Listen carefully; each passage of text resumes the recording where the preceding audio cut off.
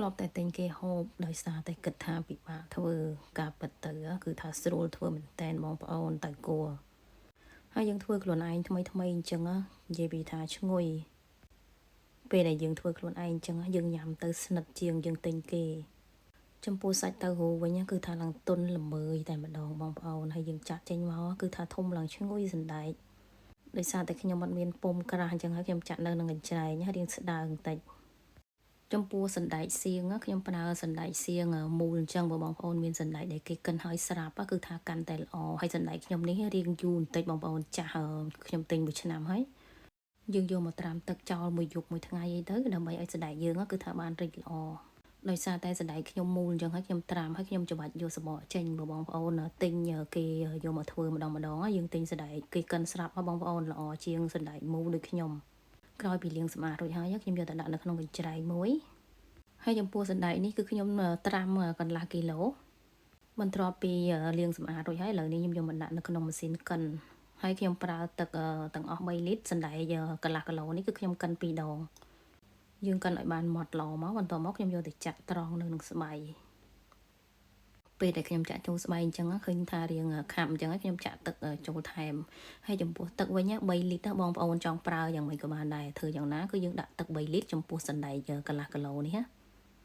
បន្ទាប់មកយើងច្បាច់ស្បៃពូតយកទឹកចេញអស់មកខ្ញុំដាក់កញ្ច្រែងទ្របពីក្រោមអញ្ចឹងដោយសារតែឆ្នាំងខ្ញុំរៀងជ្រៅបើសិនជាខ្ញុំទម្លាក់ចុះទៅគឺវាជ្រៅពេកស្បៃយើងរៀងខ្លីជាងឆ្នាំងយើងពូតច្បាច់ឲ្យអស់មកបន្ទាប់មកអាកាកដែលនៅសល់ហ្នឹងគឺខ្ញុំចាក់ទឹកកូរថែមយើងធ្វើអញ្ចឹងដើម្បីឲ្យអស់ជាតិសណ្ដែក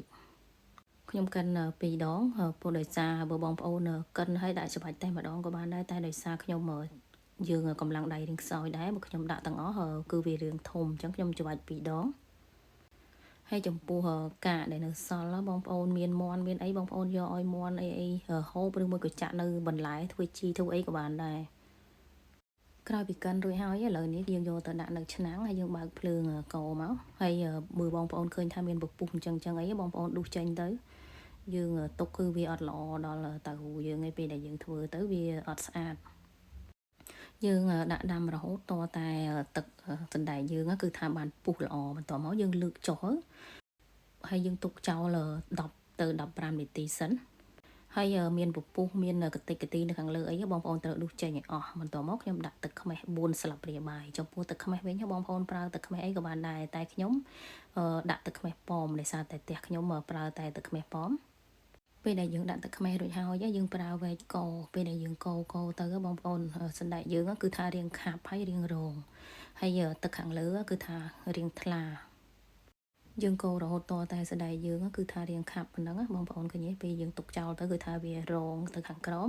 ហើយខាងលើថ្លាដល់ពេលអញ្ចឹងទៅបងប្អូនត្រូវរកកញ្ច្រែងមួយមានរន្ធនៅខាងក្រោមដូចខ្ញុំអញ្ចឹងឬមួយក៏ពុំអីក៏បានដែរបើមានពុំកាន់តែល្អ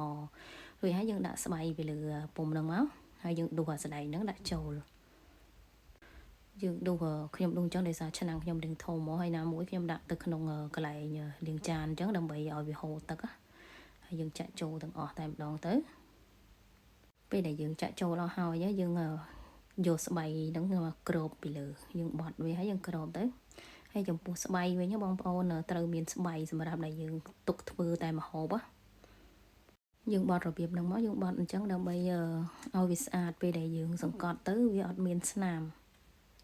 បន្ទាប់មកខ្ញុំមានថាសមួយហើយខ្ញុំដាក់ចានត្រធ្វើអញ្ចឹងដើម្បីឲ្យវាហូរទឹកទៅគឺវាអត់នៅសើមដល់តៅហ៊ូយើងហើយខ្ញុំមានកញ្ច្រែងមួយទៀតដាក់ពីលើហើយខ្ញុំប្រើត្បាល់ដាក់សកត់ឲ្យវាធ្ងន់ហើយខ្ញុំទុកចោលមួយយប់នេះខ្ញុំទុកមួយយប់ហើយបងប្អូនអ្នកខ្លះបើគេធ្វើលក់អីគេទុកតែ4ម៉ោង3ម៉ោង4ម៉ោងអីគឺថាគេអាចកាត់បានហើយតែដោយសារខ្ញុំធ្វើរៀងយប់ដែរដល់អញ្ចឹងទៅខ្ញុំទុកចោលមួយយប់ឥឡូវព្រឹកឡើងខ្ញុំយកមកបើកមើលឃើញថាតៅហ៊ូយើងគឺក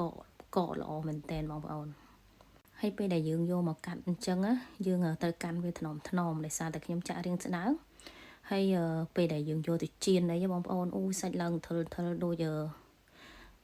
ថាដូចចាហួយចឹងបងប្អូនល្អមែនតែនណានេះលើកទី1ខ្ញុំរៀនធ្វើគឺថាបានសម្រេចលទ្ធផលល្អមែនតែនហើយយកមកចៀនឆ្ងាញ់បងប្អូនជ្រលក់ជាមួយនឹងទឹកម្ទេសឬមួយទឹកប៉េងប៉ោះអី